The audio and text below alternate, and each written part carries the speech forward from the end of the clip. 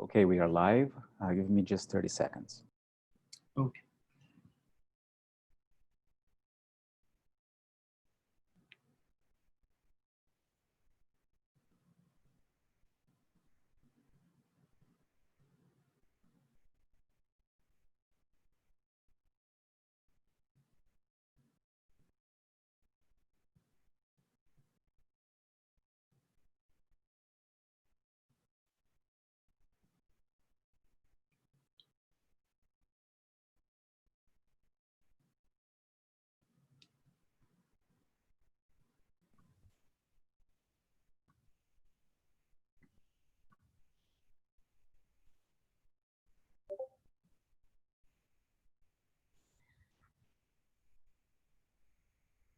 So our next speaker is Anderson Brito from the Yale University, and he's going to talk us about the early response to COVID-19 using genomics and phylogenetics. Thank you, Dr. Brito, and it's all over you. Okay, thank you very much for having me here today.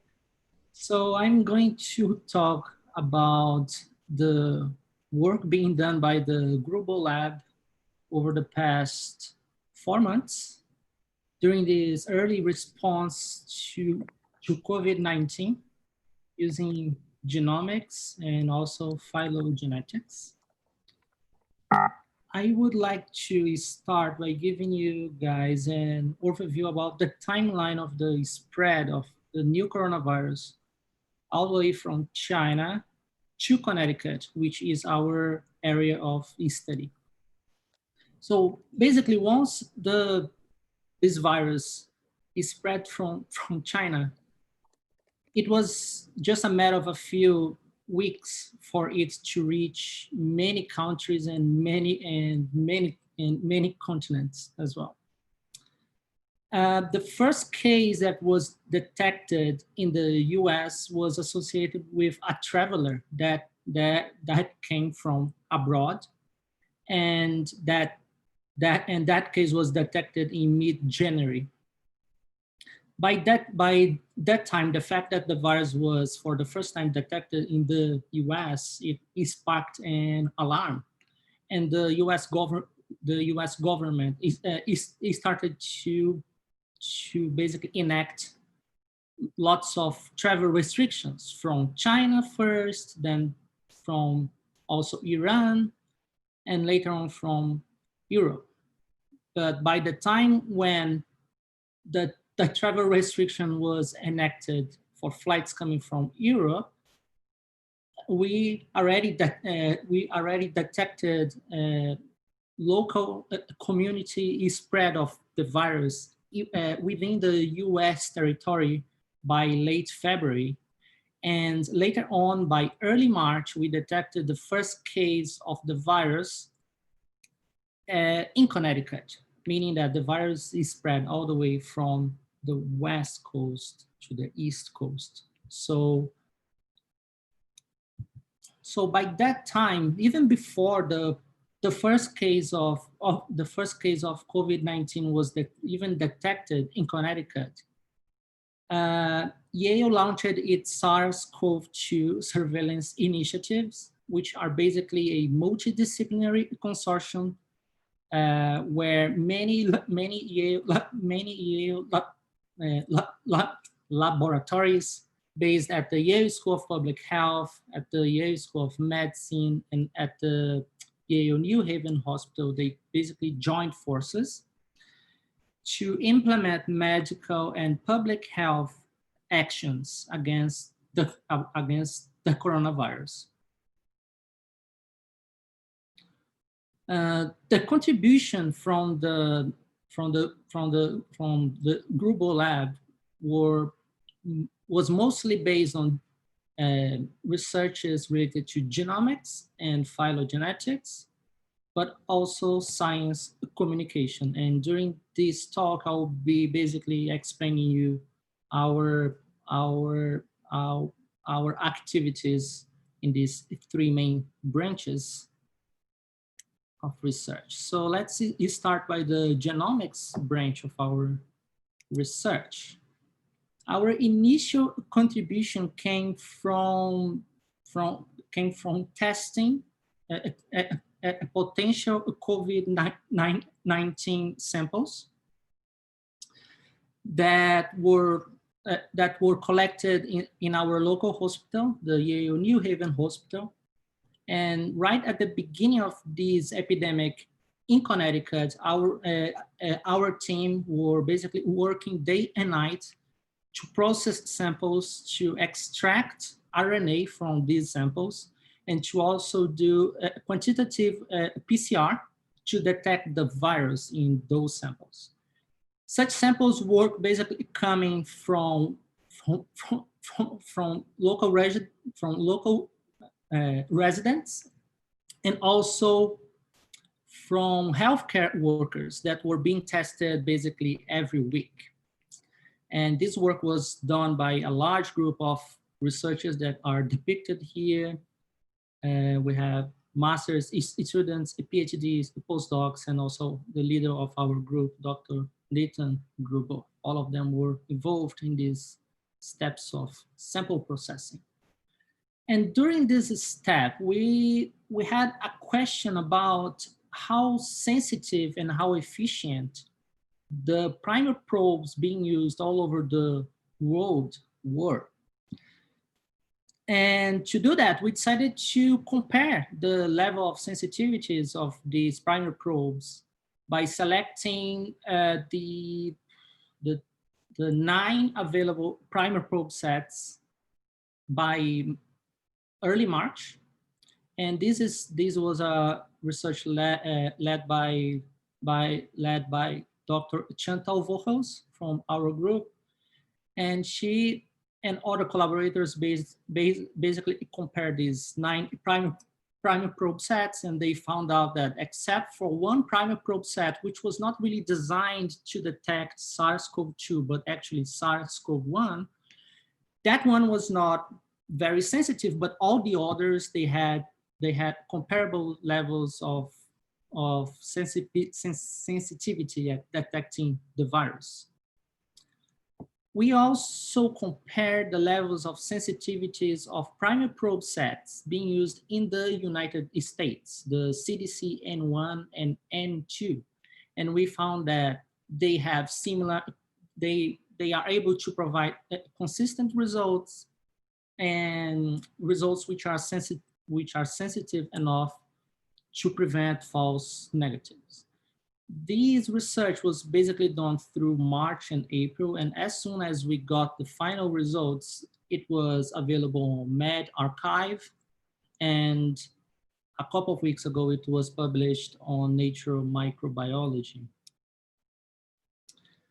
Given the fact that we were able to detect the virus in the samples, we then proceed to the next step, which was to sequence those viruses. And from the day one, a member of our group, Dr. Joseph Falver, sequenced in a matter of one day 9 genomes that were processed. In the previous day, he did that by using an amplicon-based approach and sequencing using a mean ion sequencing platform.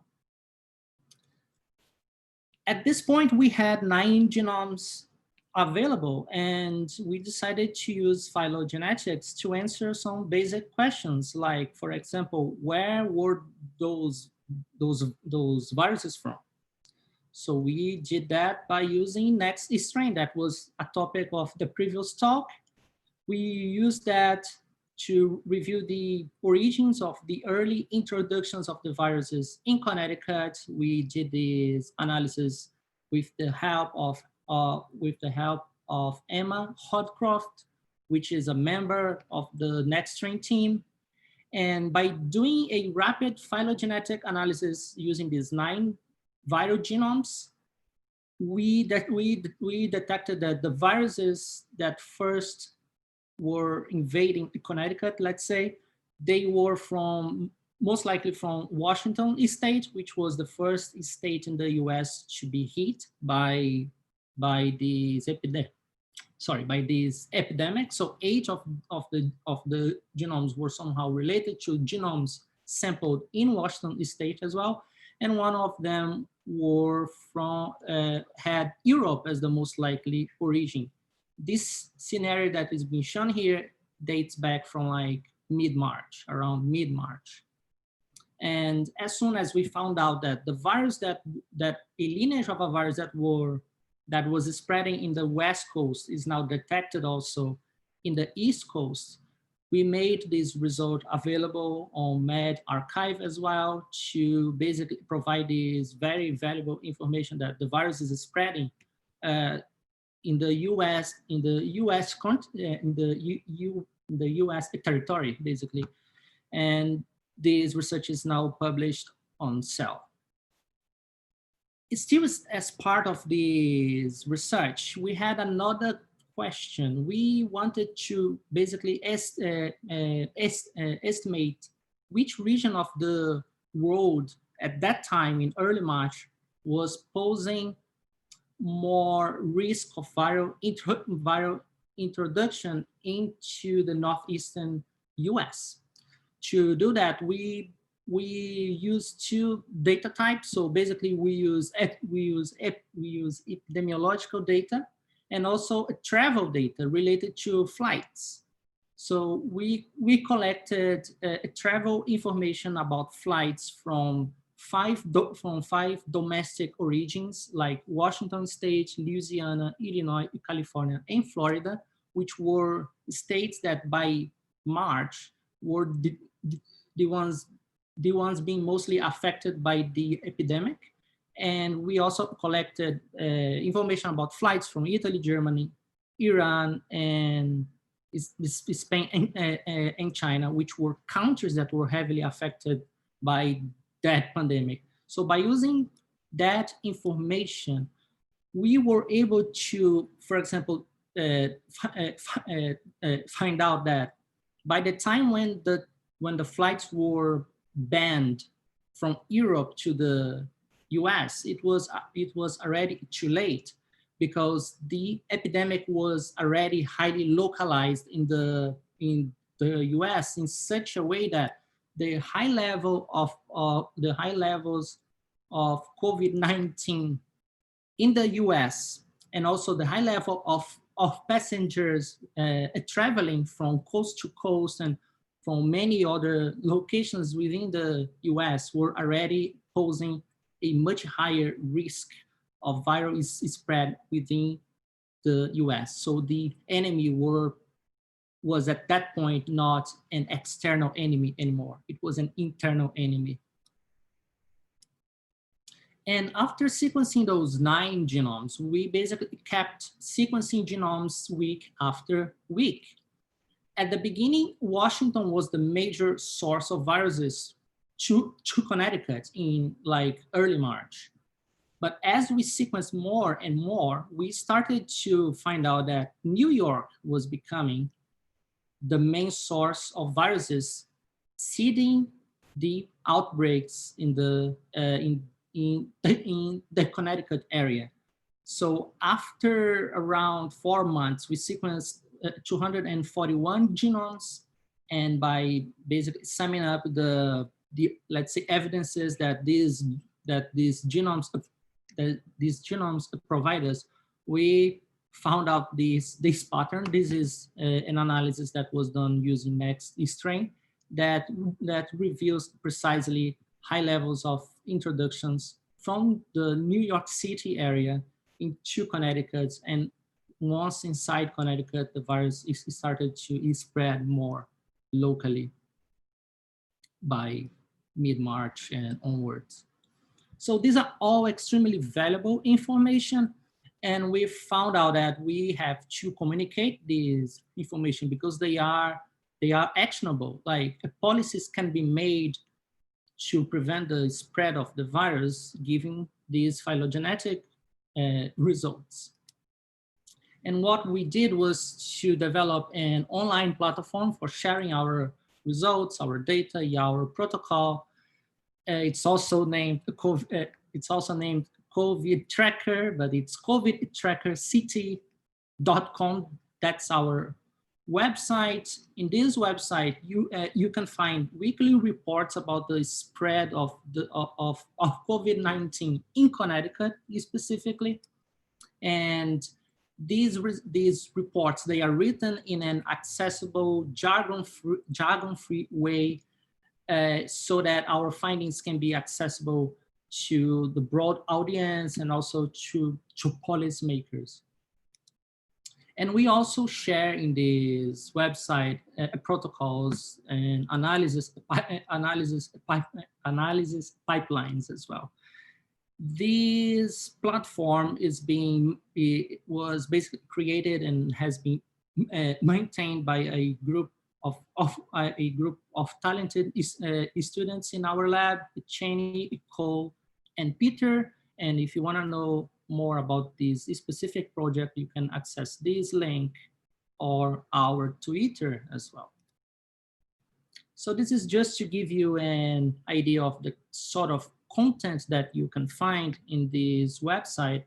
So we share some basic science information explaining why are we using genomics with videos as well, and why we are also using wastewater. This is research done by a collaborator of ours whose team has been basically detecting the virus in the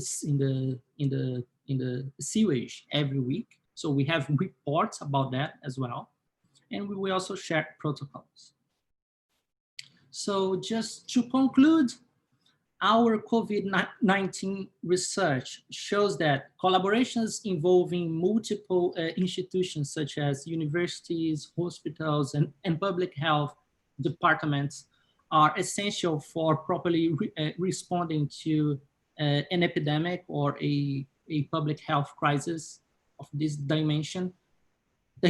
Also, the quick access and processing of COVID-19 samples by an interdisciplinary team was basically crucial in our research to be able to provide genomic data in near real time, because this data was also extremely useful for doing accurate analysis using a fast phylogenetic tool like NextStrain to provide actionable information about the spread of the virus in Connecticut, even when we have limited number of genomes, as in that example that I gave about the 9 genomes that were already enough to tell us that the virus was spreading locally.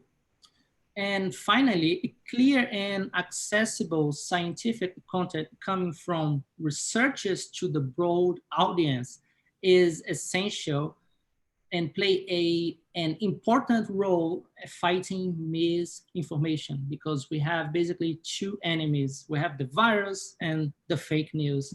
And by doing science communication, we can definitely fight these 2 enemies at the same time.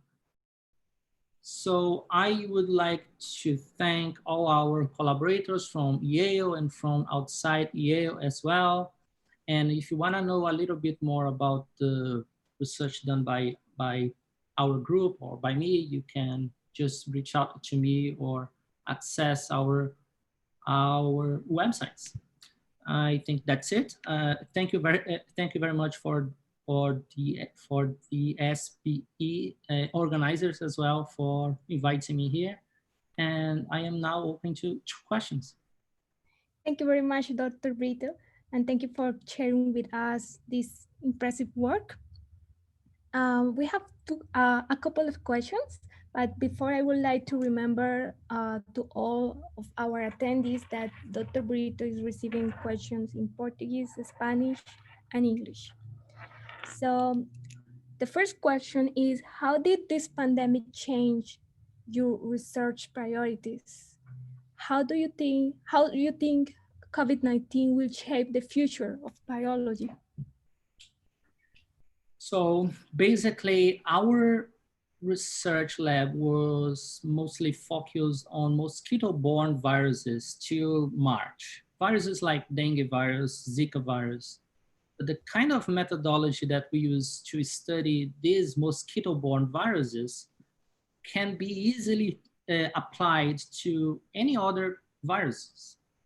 And basically, since mid-March, our team has been only working on COVID-19 related topics because it's an emergency issue. So we had to somehow change our focus, and it's been great. And concerning how this pandemic will change biology, I would say that this pandemic is somehow teaching us the importance of scientists communicating their results to the general public, because that's something that is not usually done because it takes time. We have to read, we have to write in a clear and simple language. But I have been seeing lots of scientists that were not engaged on science communication before, which are now joining forces to communicate basic science to the public, which is great. So if there's a legacy that I hope that this epidemic would lead to is a better involvement of scientists in science communication. All right, thank you, Dr. Brito. We have other question. Um, is what are the main challenges in communicating COVID-19 research with the general public and with scientists, and with other scientists in other fields? So I would say that the biggest challenge to communicate this kind of research to the general public is how to explain to the broad audience that science is uncertain. We are always basically trying to get more and more data to get a bigger and bigger picture about what is happening. And for example, next strain is a great example of that. At the beginning, we had like a few dozen of genomes available.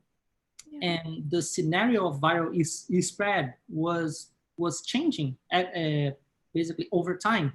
Every time a new batch of genomes were being released, we were adding an extra piece in this puzzle. And the explanations were also changing because of new data coming in. And I would say that that's the biggest challenge, to tell the public that science doesn't provide final answers. There is no such thing as a final answer in science. We are always pursuing a better answer that could eventually replace that incomplete answer that we gave 1 month ago, for example. So yeah, I would say that definitely explaining uncertainty in science while communicating results, it's the biggest challenge, I would say. Many thanks, Dr. Brito. We are really pleased to hear you. And well, finally, I want to thanks to all our attendees and say that we have in 1 minute, we have starting the poster session in Discord. I want just to remind you, use the instructions in the channel, in the instructions channel for learn how to use the push to talk function and then make interventions. Also, don't forget to read the code of conduct, please. Dennis, do you have any to say? Yes, I do. I would like to thank all the panelists, and I am so sorry that we cannot have this in person, but I hope that this worked very well for everybody. Thanks for everybody's time. Thank you, Susanna, for helping organizing this. I have a quick slide to share, just a moment. Just to remind you that we now are going to host our poster sessions on Discord. The next poster session is phylogenomics and molecular evolution. Please check the channel instructions to learn how to use your push to talk button and send messages to the organizers if you are having problems. Also, do not forget to read our code of conduct very carefully. With that said, again, thank you everybody for coming. These are our panelists in the talks we had today. Again, if you want to learn more about the work of these amazing people and me, please check the sbemeeting.weebly.com, our website. There will be information about where they work, how to find them on social media, how to send the emails and everything there. Thanks everybody. I'm now closing this session for good. Unless anybody else wants to say something. Thank you.